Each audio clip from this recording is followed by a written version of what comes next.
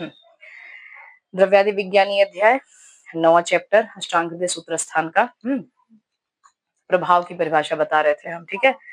रसादि साम्य यत कर्म विशिष्टम तत् प्रभावजम, मतलब रस वीर्य विपाक आदि की समानता होने पर भी द्रव्य में जो विशिष्ट कर्म दिखाई देगा, उस जो अपनी शक्ति के द्वारा जो प्रभावित होता है, जो प्रभाव दिखाएगा अपनी शक्ति, स्वयं की शक्ति, जैसे उसी को ही प्रभाव कहेंगे। ठीक है, ये होगी परिभाषा।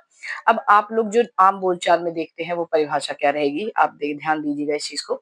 जैसे क्लास में बहुत सारे बच्चे हैं, सबने 12th पास किया हुआ है, सब में वो चीज, सबको एक तरह के बीएमएस भी पढ़ा दिया गया, लेकिन सबने ये क्वालिटी नहीं आ सकती है कि सबको प्रैक्टिस करने लगे या सबको एकेडमिक में चला जाए। सबके अंदर अलग अलग क्वालिटीज है, सबके अंदर अलग अलग अपनी शक्ति है, प्रभाव शक्ति है। ठीक है, तो उसी को प्रभाव कहते हैं। ठीक है, और नेक्स्ट देखिए श्लोक नंबर दंती रसाद्यैस् तुल्यापि चित्रकस्य विरेचनी मधुकस्य च मृद्विका घृतम क्षीरस्य दीपनम। मतलब क्या हुआ इसका कि जो दंती है और चित्रक, ये दोनों के लिए एग्जाम्पल बताए हुए। दंती एक द्रव्य का नाम है, चित्रक भी एक द्रव्य का नाम है। ठीक है, ये दोनों रस आदि सब में समान होते हैं। ठीक है, उसके बाद भी दंती नाम का जो द्रव्य है वो विरेचन है, मतलब कि विरेचक कार्य करेगा। और जो मधुक या मृद्विका, और इन दोनों में समानता होते हुए जो मुनक्का है वो विरेचक करेगा, लेकिन मधुक मुलाठी नहीं करेगी। ठीक है, दंती और चित्रक में समानता होते हुए भी दंती विरेचन का काम करती है, लेकिन चित्रक नहीं करेगा। चित्रक क्या करेगा, वो ग्राही होता है। ठीक है, और जब मृदुका मतलब मुनक्का और मधुक, इन दोनों का एग्जाम्पल दिया हुआ है, दो एग्जाम्पल दोनों के दे दिए हुए हैं। ठीक है, उसमें मुनक्का जो है वो विरेचक है, विरेचन का कार्य कर जाएगा। वेरी कॉमन है ना। मुनक्का रात में भिगा के लोग पानी पी लेते हैं, सुबह पेट साफ हो जाता है, विरेचक का ही कार्य है ना, तो उसके लिए बताया हुआ है। लेकिन मुलाठी वो काम नहीं करेगी, मुलाठी स्लाइटली वामक है, वमनोपग बताया हुआ है। ठीक है, घृत और क्षीर, घी और दुग्ध, इन दोनों में भी समानता होती है, रसगुण विरिपाक सब में समानता होते हुए घृत जो है वो प्रभाव से दीपन कार्य करेगा, मतलब अग्नि का दीपन, जो आग डाइजेस्टिव फायर है वो बढ़ाने का कार्य करता है। ठीक है, लेकिन वो कार्य दुग्ध नहीं करेगा। ठीक, केवल घी का ही काम है। अब देखिए विचित्र प्रत्यारब्ध क्या होता है, श्लोक नंबर 27 का देखिए। इति सामान्यतः कर्म द्रव्यादि नाम पुनश्च तत् विचित्र प्रत्यारब्ध द्रव्य भेदेन भिद्यते। इस प्रकार से अब द्रव्यों के सामान्य रूप से कर्म यहाँ पे बता दिए गए हुए हैं। Now the common qualities of all द्रव्यास, मतलब सब कुछ बता दिया गया। रस कैसे काम करेगा, वीर्य कैसे काम करेगा, विपाक कैसे काम करेगा, एवरीथिंग। ठीक, ठीक।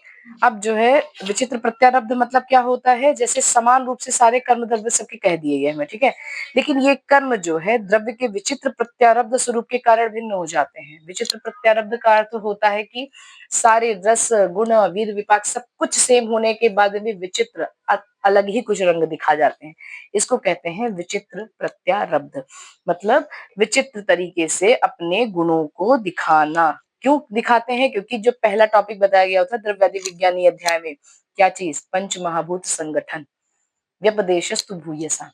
अब यहाँ पे वो कंक्लूड कर रहे हैं कि क्यों ये चीज विचित्रता आ रही है सारे द्रव्यों की अलग अलग, क्योंकि व्यपदेशस्तु भूयसा, पंचीकरण जो आ गया है, पंच महाभूत का संगठन अलग होने के कारण सेम रस रहेगा तो भी अलग काम करेगा, सेम द्रव्य रहेगा तो भी अलग काम, मतलब सेम वीर्य रहेगा तो भी अलग काम कर सकता है, प्रभाव से भी कार्य कर सकता है, इस तरीके से। ठीक है, कुछ उदाहरण इन्होंने बताए हुए हैं, जैसे श्लोक नंबर 28 से लेके पूरा 28 ही है ना, वो जो लेक्चर बताए, वो जो श्लोक बताए गए उसमें है, जैसे स्वादु और गुरु गुण वाला। स्वादु कौन, स्वादु, स्वादु मतलब क्या, मधुर रस। ठीक है, और गुरु गुण वाला, गुरु गुण मतलब कि भारी वाला, गोधूम जो होता है, गोधूम मतलब क्या होता है जानती हो, गेहूं, ये वातनाशक होता है, जबकि वो मधुर है और गुरु गुण है, वात का नाश करने वाला है। ठीक है, और इन्हीं गुणों वाला जो यव होता है वात कारक हो जाता है, वो भी स्वादु है। जौ, जौ जो है वो भी स्वादु है, मतलब मधुर रस, और गुरु भी है पचने में, लेकिन क्या है, वो वात कर है, वात को बढ़ाएगा, और गेहूं क्या है, वात को कम करेगा, वात का बिल्कुल भी नाश कर देगा ये। ठीक है। इस तरीके से अलग अलग का इन्होंने बताया हुआ है। उसी तरीके से समान रस होने पर भी मछली उष्ण वीर्य होगी, ठीक है, जबकि दूध शीत वीर्य होता है। सेम रस है दोनों का, मत्स्य और दुग्ध का। उसके बाद भी सिंह का मांस कटु विपाक वाला होता है और सुअर का नहीं होता है। इसी तरीके से उन्होंने अलग अलग एग्जाम्पल बता दिया विचित्र प्रत्यारब्ध के अकॉर्डिंग। समझ में आ गया है। अब यहाँ पे इति श्री वैद्यपति सिंह गुप्त शुरू श्रीमद् भागवत विरचितायाम अष्टांग हृदय संहितायाम प्रथमे सूत्र स्थाने द्रव्यादि विज्ञानीय नाम नवमोध्याय, यहाँ पे नवाध्याय समाप्त होता है। ठीक है। अब इसके बाद में जो अध्याय है अथातो रसभेदीय अध्याय व्याख्यास्यामाति अस्माः आत्रेयो आदयो महर्षयः।